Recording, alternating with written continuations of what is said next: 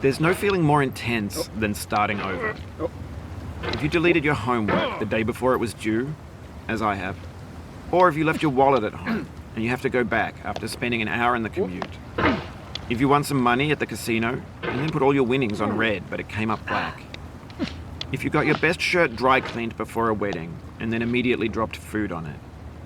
If you won an argument with a friend and then later discovered that they just returned to their original view. Starting over is harder than starting up. If you're not ready for that, like if you've already had a bad day, then what you're about to go through might be too much. Feel free to go away and come back. I'll be here. Alright, thanks for coming with me on this trip. I'll understand if you have to take a break at any point. Just find a safe place to stop and quit the game. And don't worry, I'll save your progress, always. Even your mistakes. This game is a homage to a free game that came out in 2002, titled Sexy Hiking. The author of that game was Hlw, a mysterious Czech designer who was known at the time as the father of B games. And B games are rough assemblages of found objects. Designers slap them together very quickly and freely, and they're often too rough and unfriendly to gain much of a following. They're built more for the joy of building them than as polished products. In a certain way, Sexy Hiking is the perfect embodiment of a B game. It's built almost entirely out of found and recycled parts, and it's one of the most unusual and unfriendly games of its time. In it, your task is simply to drag yourself up a mountain with a hammer. And that act of climbing, in the digital world or in real life, has certain essential properties that give the game its flavor. No amount of forward progress is guaranteed. Some cliffs are too sheer or too slippery. And the player is constantly, unremittingly in danger of falling and losing everything. Anyway, when you start Sexy Hiking, you're standing next to this dead tree that blocks the way to the entire rest of the game. It might take you an hour to get over that tree, and a lot of people never got past it. You prod and you poke at it, exploring the limits of your reach and your strength, trying to find a way up and over. And there's a sense of truth in that lack of compromise. Most obstacles in video game worlds are fake. You can be completely confident in your ability to get through them once you have the correct method or the correct equipment or just by spending enough time. In that sense, every pixelated obstacle in Sexy Hiking is real. The obstacles in Sexy Hiking are unyielding, and that makes the game uniquely frustrating. But I'm not sure Hlw intended to make a frustrating game. The frustration is just essential to the act of climbing, and it's authentic to the process of building a game about climbing. A funny thing happened to me as I was building this mountain. I'd have an idea for a new obstacle, and I'd build it, test it, and it would usually turn out to be unreasonably hard. But I couldn't bring myself to make it easier. It already felt like my inability to get past the new obstacle was my fault as a player rather than as a builder. Imaginary mountains build themselves from our efforts to climb them, and it's our repeated attempts to reach the summit that turns those mountains into something real. When you're building a video game world, you're building with ideas, and that can be like working with quickset cement. You mold your ideas into a certain shape that can be played with, and in the process of playing with them, they begin to harden and set until they're immutable, like rock. And at that point, you can't change the world. Not without breaking it into pieces and starting fresh with new ideas. For years now, people have been predicting that games would soon be made out of prefabricated objects, bought in a store and assembled into a world. And for the most part, that hasn't happened, because the objects in the stores are trash. I don't mean they look bad or that they're badly made, although a lot of them are. I mean they're trash in the way that food becomes trash as soon as you put it in the sink. Things are made to be consumed and used in a certain context, and once the moment is gone, they transform into garbage.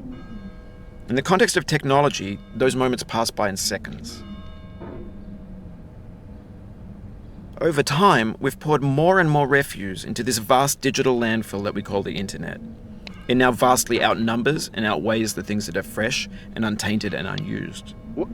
When everything around us is cultural trash, trash becomes the new medium, the lingua franca of the digital age.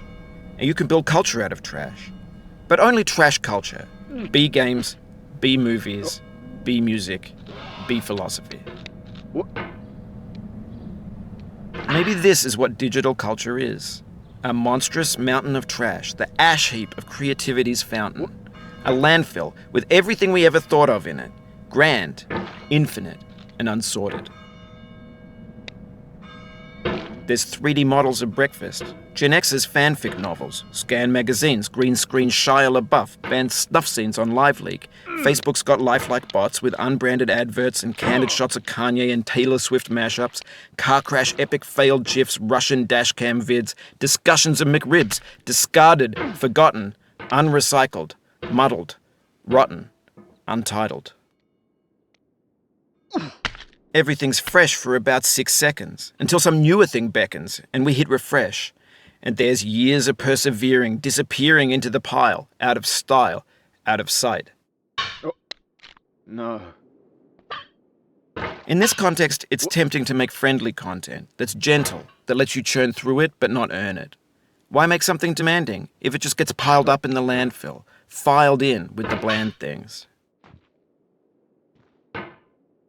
When games were new, they wanted a lot from you. Daunting you, taunting you, resetting and delaying you. Players played stoically. Now everyone's turned off by that. They want to burn through it quickly. A quick fix for the fickle, some tricks for the clicks of the feckless. But that's not you, you're an acrobat. You could swallow a baseball bat. Now I know, most likely you're watching this on YouTube or Twitch, while some dude with 10 million views does it for you. Like a baby bird being fed chewed up food. That's culture too. But on the off chance that you're playing this, what I'm saying is, trash is disposable, but maybe it doesn't have to be approachable.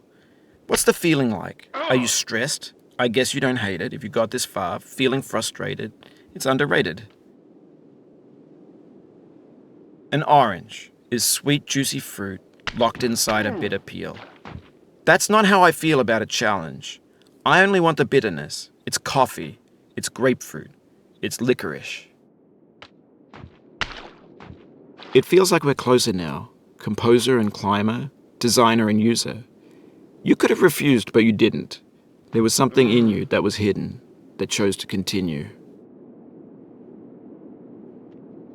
It means a lot to me that you've come this far, endured this much. Every wisecrack, every insensitivity, every setback you've forgiven me is a kingly gift that you've given me. We have the same taste, you and I. It's not ambition. It's ambition's opposite. An obdurate mission to taste defeat. You'll feel bad if you win, so I put this snake in for you.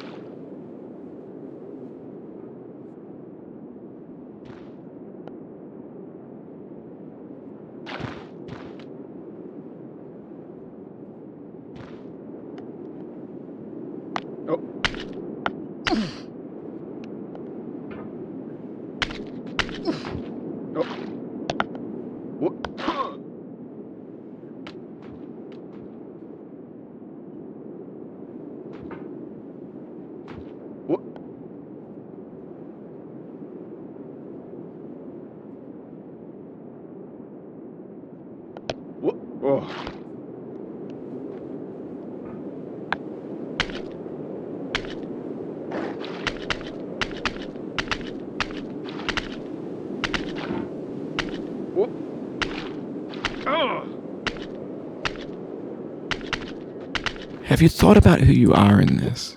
Are you the man in the pot, Diogenes? Are you his hand? Are you the top of his hammer? I think not. Where your hand moves, the hammer may not follow, nor the man, nor the man's hand. In this you're his will, his intent, the embodied resolve in his uphill ascent.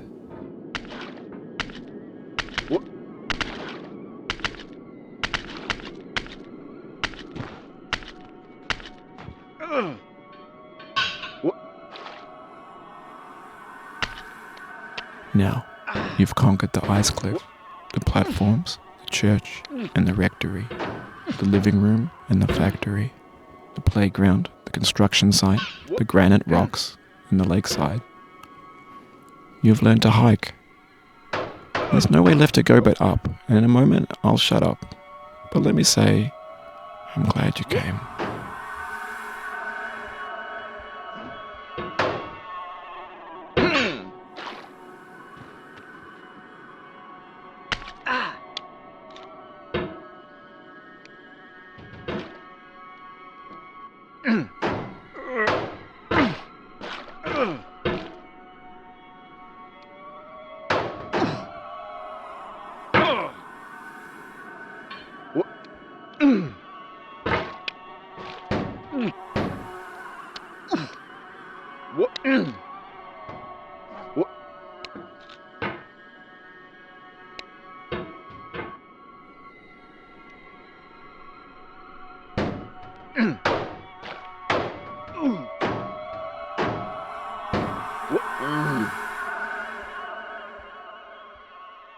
I dedicate this game to you, the one who came this far.